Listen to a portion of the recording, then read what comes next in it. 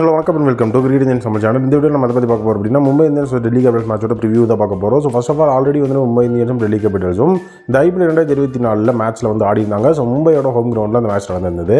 So அந்த match என்ன நடந்தது அப்படிங்கிறத ஃபஸ்ட்டு பார்த்துட்டு அதுக்கப்புறம் வந்துட்டு இந்த மேட்சோட ப்ரிவியூக்குள்ளே போவோம்.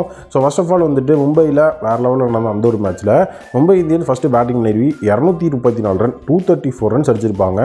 ஓப்பனிங்கில் ரோஹித் இஷான் ரெண்டு பேருமே 40+. ஸோ அதுதான் வந்து சூரியகுமார் யாதவோட ஐபிஎல் 2024 ஃபஸ்ட் அப்பியரன்ஸாக இருக்கும். பட் அவர் வந்துட்டு ரன்கள் எதுவுமின்றி வந்து வெளியேறி இருப்பார்.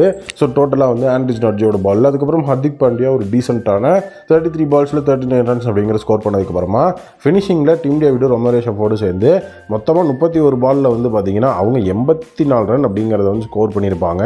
ஸோ அது வந்துட்டு ஒரு மிகப்பெரிய லெவலில் வந்துட்டு இருந்தது. ஸோ 234 ரன்ஸை வந்து டிஃபெண்ட் பண்ணணும் அப்படிங்கிற ஒரு மிகப்பெரிய அட்வான்டேஜோட தான் அந்த ஒரு சேஸ் அப்படிங்கிறது ஸ்டார்ட் ஆச்சு.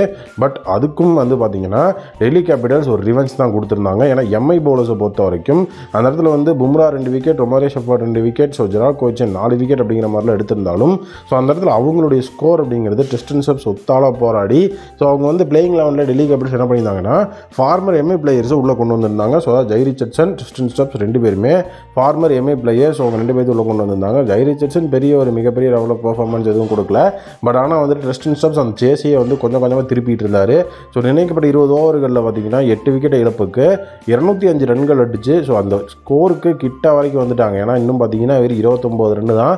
ஸோ இன்னொரு 2 ஓவர் விட்டுருந்தா கண்டிப்பாக ஸ்டப்ஸே வந்து அந்த இடத்துல அடித்து அந்த மேட்சை வந்து முடிச்சு விட்ருப்பாரு. ஸோ டெல்லியோட பவுலிங்கை பொறுத்த வரைக்கும் ஸோ அக்ஷர் பட்டேல் வந்துட்டு 2 விக்கெட் அப்படிங்கிறத எடுத்திருந்தார். கலீல் அகமது 1 விக்கெட் எடுத்திருந்தார். ஸோ அதுக்கப்புறம் வந்து ஆண்ட்ரிஸ் நாட்ஜி 2 விக்கெட் எடுத்திருந்தாங்க. ஸோ இதுதான் வந்து ஃபஸ்ட்டு மேட்ச்சில் நடந்தது. ஸோ இப்போ வந்து டெல்லியில் வந்து இந்த மேட்ச் நடக்க போகுது. ஸோ டெல்லியை பொறுத்த வரைக்கும் நல்லா வந்து ஒரு பேட்டிங் ஃப்ரெண்ட்லி தான் வந்து இந்த ஒரு பிச்சுமே. ஸோ வந்து எப்படி வந்து ஃபஸ்ட் மேட்ச் 234 ரன் அடித்தாங்களோ ஸோ அதே மாதிரி இந்த ஒரு இடத்துலையுமே 234 அப்படிங்கிறதெல்லாம் ஒரு ஆவரேஜான ஸ்கோர் மாதிரி தான் டெல்லியோட சைட்லையுமே ஃபஸ்ட் பேட்டிங் பண்ணுற டீம் ஈஸியாக வின் பண்ணுறதுக்கு வாய்ப்பு இருக்குது. ஏன்னா வந்துட்டு லேட்டராக டியூ வந்து செட்டில் ஆகும்போது அந்த இடத்துல வந்து பவுலிங்கை வச்சு ஸ்கோர்ஸை டிஃபெண்ட் பண்ணுறதுக்கு எல்லா டீமுமே வந்து முயற்சி பண்ணுவாங்க. ஸோ லாஸ்ட்டாக இந்த மேட்ச்சில் வந்து பார்த்திங்கன்னா அதாவது வந்து இந்த ஒரு வென்யூவில் ஆஃப்டர்நூன் கேம் அப்படிங்கிறது சிஎஸ்கே வந்து டெல்லி கேபிட்டல்ஸ் நடந்தது. ஸோ 228 அப்படிங்கிற மாதிரியான ஸ்கோர் அப்படிங்கிறத அடிச்சுட்டு அதை வந்து ஈஸியாக வந்து சிஎஸ்கே டிஃபைட் பண்ணி அந்த இடத்துல வந்து டெல்லி கேபிட்டல்ஸை 146 ரன்னுக்கு வந்து ஆல் அவுட் பண்ணிட்டு போயிட்டாங்க. ஸோ இந்த மாதிரியான விஷயங்கள் ஆல்ரெடி வந்துட்டு ஒரு மிகப்பெரிய எஜ்ஜாக இருக்குது. ஸோ கண்டிப்பாக இப்போது நம்மளுடைய மும்பை இந்தியன்ஸுக்கு மிகப்பெரிய லெவலில் வின் அண்ட் மொமெண்டம் தேவைப்படுது. ஏன்னா பேக் டு பேக் வின்னோட டெல்லி கேபிட்டல்ஸ் மிகப்பெரிய கான்ஃபிடென்ட்டோட உள்ள வராங்க. பட் ஆனால் மும்பை இந்தியன்ஸ் அதுக்கு வந்து ஆப்போசிட் பேக் டு பேக் லாஸஸோடு தான் அவங்க வந்து உள்ளே வராங்க. துஷாராவில் உள்ளே எடுத்துகிட்டு வந்தும் எந்த ஒரு பயனும் இல்லை. ஸோ லாஸ்ட் மாதிரி ராஜஸ்தான் ராயல்ஸ் கிட்டலாம் ஒரு மிகப்பெரிய தோல்வி அப்படிங்கிறது மும்பை இந்தியன்ஸ் சந்திச்சாங்க.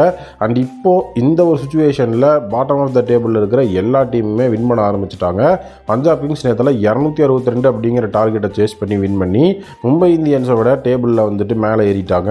ஸோ இந்த மாதிரி விஷயங்கள் தொடர்ந்து நடந்துட்டு இருக்கிறதுனால கண்டிப்பாக நம்மளுமே வந்து பார்த்திங்கன்னா ஃபஸ்ட்டு வந்து ஒரு 250 ரன் அப்படிங்கிறத அடித்து அவங்கள ஒரு 120 130 ஆல் அவுட் பண்ணால் தான் ஸோ நமக்கு வந்துட்டு அந்த இடத்துல வந்துட்டு பாயிண்ட்ஸ் டேபிளில் நெட் ரன் ரேட் அப்படிங்கிற அடிப்படையில் கொஞ்சம் நம்ம மேலே போகிறதுக்கான வாய்ப்பு இருக்குது. ஸோ இதுக்கப்புறம் வரப்போகிற எல்லா மேட்சுமே டாப் ஆஃப் த டேபிளில் இருக்கிற டீம்ஸோட பாட்டம் ஆஃப் த டேபிளில் இருக்கிற டீம் நீட்டான ஒரு பெர்ஃபார்மன்ஸை கொடுக்க ஆரம்பிக்கிறதுனால கண்டிப்பாக நம்ம மேலேயும் வந்து ப்ரெஷர் இன்க்ரீஸ் ஆகும். நம்மளும் வந்துட்டு ரெகுலர் இன்டர்வலில் பெர்ஃபார்மன்ஸ் அப்படிங்கிறத வந்து கொடுத்தே ஆகணும். Plus Delhi Capitals Mumbai Indians அந்த வின்னிங் அப்படிங்கிற மாதிரியான விஷயம் வரும்போது ஸோ ஆல்ரெடி வந்து டெல்லி கேபிட்டல்ஸை வீழ்த்தி இருக்கிறாங்க. ப்ளஸ் இப்போ வந்து பார்த்திங்கன்னா அந்த ஃப்ராஸ் மூஹபர்க் அப்படிங்கிற அந்த ஒரு பிளேயர் உள்ளே வந்து அதிரடி கட்டிகிட்டு இருக்காரு. ஸோ ஃபஸ்ட்டு அவரோட விக்கெட்டை வந்துட்டு நம்ம பவர் பிளேக்குள்ளேயே எடுக்கணும். ஸோ அதுக்கப்புறம் பார்த்திங்கன்னா அங்கே அதிரடி காட்டுற யாரையுமே அதிரடி அப்படிங்கிற விஷயத்தை காட்ட விடக்கூடாது.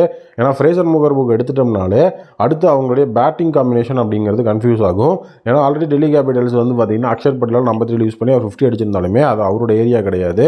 ஸோ அதனால் அந்த மாதிரி விஷயங்களை நம்ம பண்ணாலே ஈஸியாக அந்த மேட்சை வின் பண்ணலாம். நீங்கள் என்ன நினைக்கிறீங்க அப்படிங்கிறத சொல்லுங்கள்.